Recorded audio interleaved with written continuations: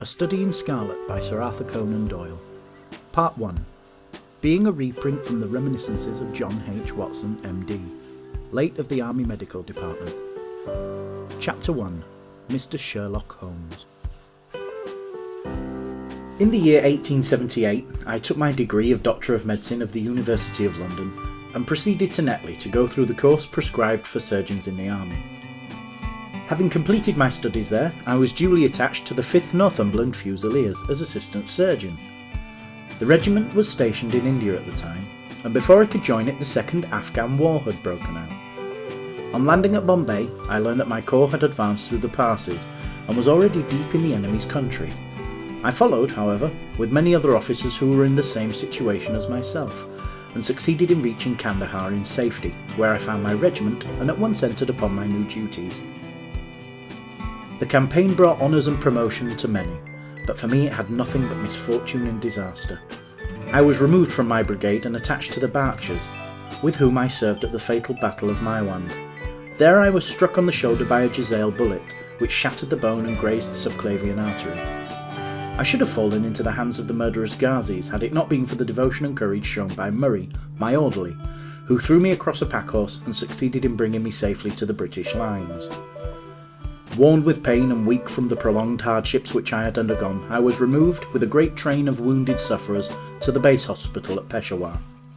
Here I rallied, and had already improved so far as to be able to walk about the wards and even to bask a little upon the verandah, when I was struck down by enteric fever, that curse of our Indian possessions. For months my life was despaired of, and when at last I came to myself and became convalescent, I was so weak and emaciated that a medical board determined that not a day should be lost in sending me back to England. I was dispatched accordingly in the troopship Orontes and landed a month later on Portsmouth Jetty, with my health irretrievably ruined, but with permission from a paternal government to spend the next 9 months in attempting to improve it. I had neither kith nor kin in England and was therefore as free as air, or as free as an income of 11 shillings and sixpence a day will permit a man to be. Under such circumstances I naturally gravitated to London, that great cesspool into which all the loungers and idlers of the Empire are irresistibly drained. There I stayed for some time at a private hotel in the Strand, leading a comfortless, meaningless existence, and spending such money as I had considerably more freely than I ought. So alarming did the state of my finances become that I soon realised that I must either leave the metropolis and rusticate somewhere in the country, or that I must make a complete alteration in my style of living. Choosing the latter alternative, I began by making up my mind to leave the hotel and to take up my quarters in some less pretentious and less expensive domicile. On the very day that I had come to this conclusion, I was standing at the Criterion bar when someone tapped me on the shoulder, and turning round I recognised young Stamford, who had been a dresser under me at Bart's. The sight of a friendly face in the great wilderness of London is a pleasant thing indeed to a lonely man. In old days Stamford had never been a particular crony of mine, but now I hailed him with enthusiasm, and he, in his turn, appeared to be delighted to see me. In the exuberance of my joy, I asked him to lunch with me at the Holborn, and we started off together in a hansom. "Whatever have you been doing with yourself, Watson?" he asked in undisguised wonder, as we rattled through the crowded London streets. "You're as thin as a lath and as brown as a nut." I gave him a short sketch of my adventures, and had hardly concluded it by the time that we reached our destination. "Poor devil," he said commiseratingly after he had listened to my misfortunes. "What are you up to now?" "Looking for lodgings," I answered, "trying to solve the problem as to whether it's possible to get comfortable rooms at a reasonable price." "That's a strange thing," remarked my companion. "You are the second man today that's used that expression to me." "And who was the first?" I asked. "A fellow who's working at the chemical laboratory up at the hospital. He was bemoaning himself this morning because he could not get someone to go halves with him in some nice rooms which he had found, and which were too much for his purse." "By Jove!" I cried. "If he really wants someone to share the rooms and the expense, I am the very man for him. I should prefer having a partner to being alone." Young Stamford looked rather strangely at me over his wine-glass. "You don't know Sherlock Holmes yet," he said. "Perhaps you would not care for him as a constant companion." "Why? What is there against him?" "Oh, I didn't say there was anything against him. He is a little queer in his ideas, an enthusiast in some branches of science. As far as I know, he's a decent fellow enough." "A medical student, I suppose," said I. No, I have no idea what he intends to go in for. I believe he is well up in anatomy, and he is a first-class chemist, but as far as I know, he has never taken out any systematic medical classes. His studies are very desultory and eccentric, but he has amassed a lot of out-of-the-way knowledge, which would astonish his professors. Did you never ask him what he was going in for? I asked. No, he is not a man that it is easy to draw out, though he can be communicative enough when the fancy seizes him. I should like to meet him, I said. If I am to lodge with anyone, I should prefer a man of studious and quiet habits. I'm not strong enough yet to stand much noise or excitement. I had enough of both in Afghanistan to last me for the remainder of my natural existence. How could I meet this friend of yours? He's sure to be at the laboratory, returned my companion. He either avoids the place for weeks, or else he works there from morning to night. If you like, we shall drive round together after luncheon. Certainly, I answered, and the conversation drifted away into other channels. As we made our way to the hospital after leaving the Holborn, Stamford gave me a few more particulars about the gentleman whom I proposed to take as a fellow lodger. You mustn't blame me if you don't get on with him, he said. I know nothing more of him than I have learned from meeting him occasionally in the laboratory. You proposed this arrangement, so you must not hold me responsible. If we don't get on, it'll be easy to part company, I answered. It seems to me, Stamford, I added, looking hard at my companion, that you have some reason for washing your hands of the matter. Is this fellow's temper so formidable, or what is it? Don't be mealy-mouthed about it. It's not easy to express the inexpressible, he answered with a laugh. Holmes is a little too scientific for my tastes. It approaches to cold-bloodedness. I could imagine he's giving a friend a little pinch of the latest vegetable alkaloid. Not out of malevolence, you understand, but simply out of a spirit of inquiry, in order to have an accurate idea of the effects. To do him justice, I think that he would take it himself with the same readiness. He appears to have a passion for definite and exact knowledge. Very right too. Yes, but it may be pushed to excess. When it comes to beating the subjects in the dissecting rooms with a stick, it is certainly taking rather a bizarre shape. Beating the subjects? Yes, to verify how far bruises may be produced after death. I saw him at it with my own eyes. And yet you say he's not a medical student? No, heavens knows what the objects of his studies are. But here we are, and you must form your own impressions about him. As he spoke, we turned down a narrow lane and passed through a small side door, which opened into a wing of the great hospital. It was familiar ground to me, and I needed no guiding as we ascended the bleak stone staircase and made our way down the long corridor with its vista of whitewashed wall and dun-coloured doors. Near the further end, a low arched passage branched away from it and led to the chemical laboratory. This was a lofty chamber, lined and littered with countless bottles. Broad, low tables were scattered about which bristled with retorts, test tubes, and little Bunsen lamps with their blue flickering flames. There was only one student in the room, who was bending over a distant table absorbed in his work. At the sound of our steps, he glanced round and sprang to his feet with a cry of pleasure.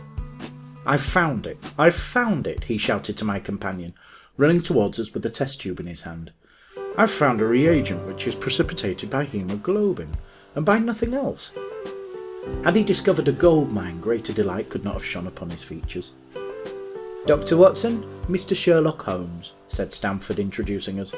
How are you? He said cordially, gripping my hand with a strength for which I should hardly have given him credit. You have been in Afghanistan, I perceive.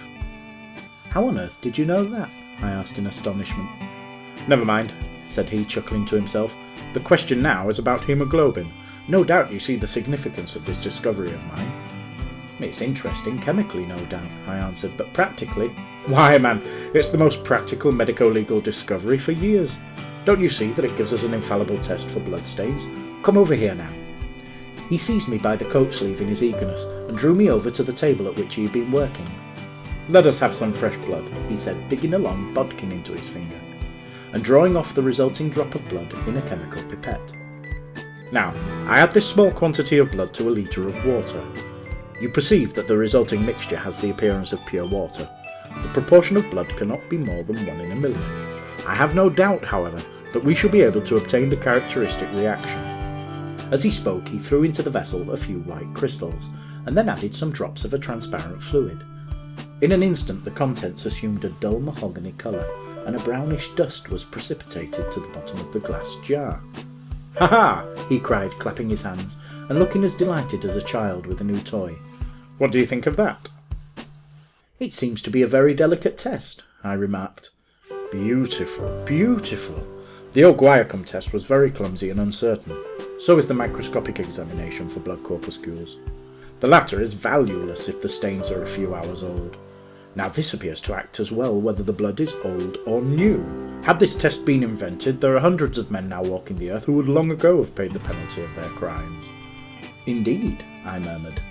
"Criminal cases are continually hinging upon that one point. A man is suspected of a crime months perhaps after it has been committed. His linen or clothes are examined, and brownish stains discovered upon them. Are they blood stains or mud stains, or rust stains or fruit stains, or what are they? That is a question which has puzzled many an expert. And why? Because there was no reliable test. Now we have the Sherlock Holmes test, and there will no longer be any difficulty." His eyes fairly glittered as he spoke, and he put his hand over his heart and bowed as if to some applauding crowd conjured up by his imagination. "You are to be congratulated," I remarked, considerably surprised at his enthusiasm. "There was the case of von Bischoff at Frankfurt last year. He would certainly have been hung had this test been in existence. Then there was Mason of Bradford, and the notorious Muller, and Lefebvre of Montpellier, and Samson of New Orleans. I could name a score of cases in which it would have been decisive."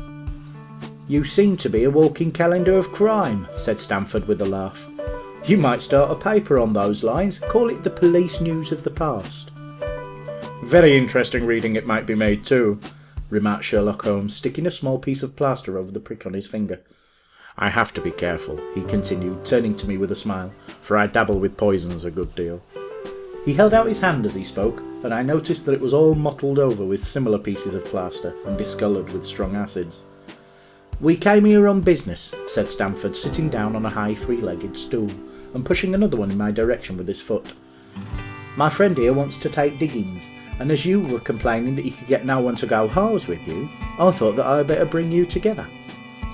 Sherlock Holmes seemed delighted at the idea of sharing his rooms with me.